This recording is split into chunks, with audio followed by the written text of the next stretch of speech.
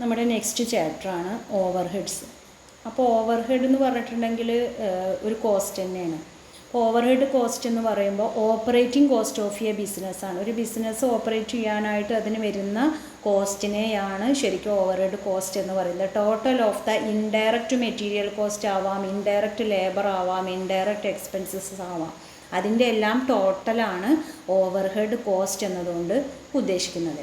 അത് നമുക്ക് directly which cannot be directly traced to a particular unit of output. അതായത് ഒരു പ്രൊഡക്ഷൻ നടന്നു കഴിഞ്ഞാൽ ആ ഒരു 10 യൂണിറ്റ് പ്രൊഡ്യൂസ് ചെയ്തു എന്നുണ്ടെങ്കിൽ ആ 10 യൂണിറ്റിൽ എത്രയാണ് ലേബർ വന്നത്, എത്രയാണ് മെറ്റീരിയൽ വന്നത് എന്നുള്ളത് നമുക്ക് ഡയറക്റ്റ്ലി മനസ്സിലാക്കാനായിട്ട് പറ്റില്ല. അങ്ങനെയുള്ള കോസ്റ്റാണ് ഓവർഹെഡ് കോസ്റ്റ് എന്നാണ് പറയുന്നത്. അപ്പോൾ അതിൽ ഓവർഹെഡ് കോസ്റ്റിൻ്റെ ക്ലാസിഫിക്കേഷനാണ് നെക്സ്റ്റ്. അതിൽ ക്ലാസിഫിക്കേഷൻ അക്കോർഡിംഗ് ടു ഫങ്ഷൻ്റെ ബേസിൽ ഫാക്ടറിയിലുള്ള ഓവർഹെഡ്സ് വരാം, office and administration, selling overheads, distribution overheads, research and development overheads. അതൊക്കെയാണ് അക്കോർഡിംഗ് ടു ഫങ്ഷൻ്റെ ബേസിൽ വരുന്നത്. അപ്പോൾ ഫാക്ടറിയിൽ നമുക്ക് ഡയറക്റ്റ്ലി ട്രേസ് ചെയ്യാൻ പറ്റാത്ത രീതിയിൽ വരുന്ന കോസ്റ്റുകൾ ഏതൊക്കെയാണ്, അതേപോലെ തന്നെ ഓഫീസ്, സെല്ലിങ്, അതൊക്കെയാണ് ഇതിൽ വരിക ഫങ്ഷൻ്റെ ബേസിലുള്ള ഓവർഹെഡിൻ്റെ ക്ലാസിഫിക്കേഷൻ. നെക്സ്റ്റ് ക്ലാസിഫിക്കേഷൻ ഇലമെൻസിൻ്റെ ബേസിലാണ്. അതിൽ indirect material, indirect labour, indirect expenses. Then next classification according to നേച്ചറാണ്. നേച്ചറിൻ്റെ ബേസിൽ ഫിക്സഡ് ഓവർഹെഡ്സ് ഉണ്ട്, അത് ഫിക്സഡ് ആയിരിക്കും അല്ലേ, ഒരു മാക്സിമം കോസ്റ്റ് വരെ അത് ഫിക്സഡ് ആയിരിക്കും. ദെൻ വേരിയബിൾ ഓവർഹെഡ് എന്ന് പറയുമ്പോൾ പെർ യൂണിറ്റ് ചേഞ്ച് ആവുന്നതനുസരിച്ച് ചേഞ്ച് ആവുന്നതാണ്. സെമി വേരിയബിൾ എന്ന് പറയുമ്പോൾ പകുതി ഫിക്സഡും പകുതി വേരിയബിളും ആയിട്ടുള്ളതാണ്.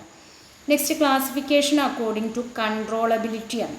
കൺട്രോൾ ചെയ്യാൻ നമ്മൾ ഒരു പരിധി വരെ സൂപ്പർവിഷനോ അല്ലെങ്കിൽ കെയറിങ്ങോ ഒക്കെ ഉണ്ടെങ്കിലോ ഒന്ന് ശ്രദ്ധിച്ചിട്ടുണ്ടെങ്കിൽ നമുക്ക് ആ കോസ്റ്റിനെ കൺട്രോൾ ചെയ്യാൻ പറ്റുന്ന കോസ്റ്റാണ് അല്ലെങ്കിൽ ഓവർഹെഡാണ് കൺട്രോളബിൾ ഓവർഹെഡ്സ്. അൺകൺട്രോളബിൾ ഓവർഹെഡ് എന്ന് പറയുമ്പോൾ നമുക്കത് കൺട്രോൾ ചെയ്യാൻ പറ്റില്ല, ആ കോസ്റ്റിനെ നമുക്ക് ഒരിക്കലും ഒഴിവാക്കാനായിട്ട് പറ്റില്ല. അങ്ങനെയുള്ളതാണ് അൺകൺട്രോളബിൾ ഓവർഹെഡ്സ്.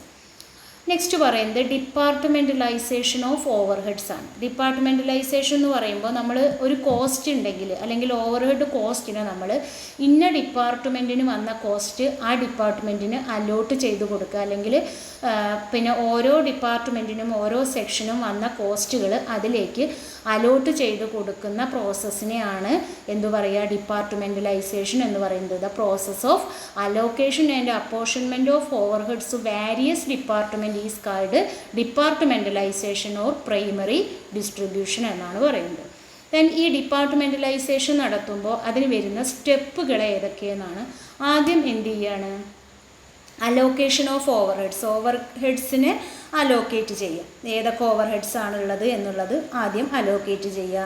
ദെൻ അതിനുശേഷം ആ ഓവർഹെഡ്സിനെ ഓരോന്നിലും വരുന്ന കോസ്റ്റുകളായിട്ട് അപ്പോർഷൻ ചെയ്ത് കൊടുക്കുക. അതായത് ഇപ്പോൾ മൊത്തത്തിൽ 1000 ഉണ്ടെങ്കിൽ ഇപ്പോൾ എക്സ് ഡിപ്പാർട്ട്മെൻറ്റിന് എത്ര വന്നു, വൈക്ക് എത്ര വന്നു, അങ്ങനെ ഓരോന്നിനും ഉള്ളതിനെ സെപ്പറേറ്റ് അതിൻ്റെ അനുപാതത്തിൽ ഡിവൈഡ് ചെയ്ത് കൊടുക്കുന്നതാണ് അപ്പോർഷൻമെൻറ്റ് ഓഫ് ഓവർഹെഡ്സ് എന്നതുകൊണ്ട് ഉദ്ദേശിക്കുന്നത്.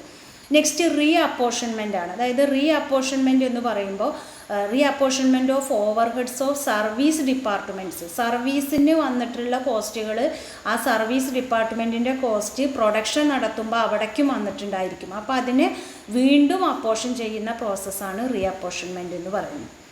അപ്പോൾ ഈ അപ്പോർഷൻമെൻറ്റ് ഓഫ് ഓവർഹെഡ്സിൻ്റെ സ്റ്റേജസ് ഏതൊക്കെയെന്നുള്ളതാണ് നെക്സ്റ്റ്. പ്രൈമറി ഡിസ്ട്രിബ്യൂഷൻ ഉണ്ട്, സെക്കൻഡറി ഡിസ്ട്രിബ്യൂഷൻ ഉണ്ട്. പ്രൈമറി ഡിസ്ട്രിബ്യൂഷൻ എന്ന് പറയുമ്പോൾ ഈ ഓവർഹെഡ്സിനെ എല്ലാ ഡിപ്പാർട്ട്മെൻറ്റിനും, അതായത് പ്രൊഡക്ഷൻ ആൻഡ് സർവീസ് ഡിപ്പാർട്ട്മെൻറ്റിന് രണ്ടിനും അലോട്ട് ചെയ്ത് കൊടുക്കുന്ന പ്രോസസ്സാണ് പ്രൈമറി ഡിസ്ട്രിബ്യൂഷൻ. എന്നാൽ സെക്കൻഡറി ഡിസ്ട്രിബ്യൂഷൻ എന്ന് പറയുമ്പോൾ ഈ ഓവർഹെഡ്സ് സർവീസ് ഡിപ്പാർട്ട്മെൻറ്റിന് അപ്പോർഷൻ ചെയ്ത് കൊടുക്കും. Are apportioned again to production departments. അതായത് വന്നിട്ടുള്ള ഓവർഹെഡ്സിനെ അപ്പോർഷൻഡ് ടു സർവീസ് ഡിപ്പാർട്ട്മെൻറ്റ്സ്. പ്രൈമറി ഡിസ്ട്രിബ്യൂഷൻ്റെ ബേസിൽ മൊത്തത്തിൽ സർവീസിനും പ്രൊഡക്ഷനും അലോട്ട് ചെയ്യുന്ന കേസിൽ സർവീസ് ഡിപ്പാർട്ട്മെൻറ്റിന് അലോട്ട് ചെയ്ത് കൊടുക്കും.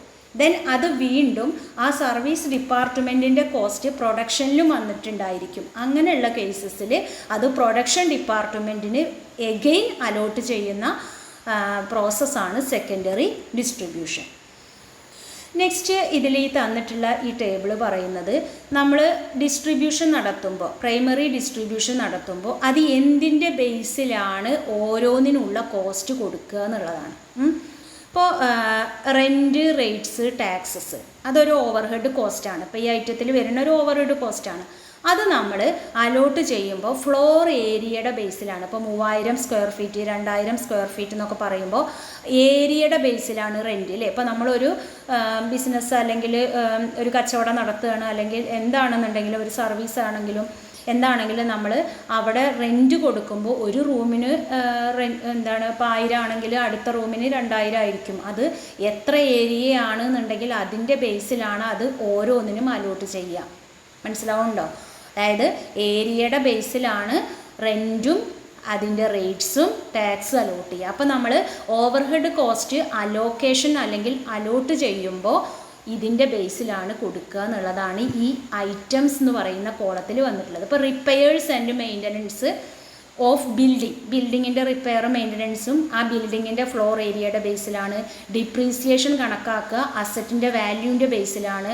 Repairs and maintenance of plant and machinery ആ അസറ്റിൻ്റെ വാല്യൂവിൻ്റെ ബേസിലാണ്. അങ്ങനെ ഓരോന്നും. ഇപ്പോൾ പവർ കണ്ടോ, HP മെഷീൻ ഓഫ് HP ആണ്. പിന്നെ സൂപ്പർവിഷൻ എന്ന് പറയുമ്പോൾ അവിടെ എത്ര വർക്കേഴ്സാണ് ഉള്ളതെങ്കിൽ അതിനനുസരിച്ച ചാർജാണ് സൂപ്പർവിഷന് നമ്മൾ മാറ്റിയിടുക. ക്യാൻറ്റീൻ എക്സ്പെൻസസ് എന്ന് പറയുമ്പോൾ എത്ര വർക്കേഴ്സാണ് ഉള്ളത് എന്നുണ്ടെങ്കിൽ അത്രയും വർക്കേഴ്സിന് വരുന്ന എക്സ്പെൻസാണ്. അങ്ങനെ ഓരോന്നും ഇതിൻ്റെ ബേസിലാണ് നമ്മൾ എന്ത് ചെയ്യണത്, അപ്പോർഷൻ ചെയ്ത് കൊടുക്കുന്നത്. അപ്പോൾ ഈ ടേബിൾ മസ്റ്റായിട്ടും എഴുതിയിരിക്കണം, പഠിച്ചിരിക്കണം. അപ്പോൾ ആ ടേബിളിൻ്റെ ബേസിലുള്ളതാണ് നെക്സ്റ്റ് വരുന്ന പ്രോബ്ലം. അത് അടുത്ത വീഡിയോയിൽ ഞാൻ റെക്കോർഡ് ചെയ്തതാണ്.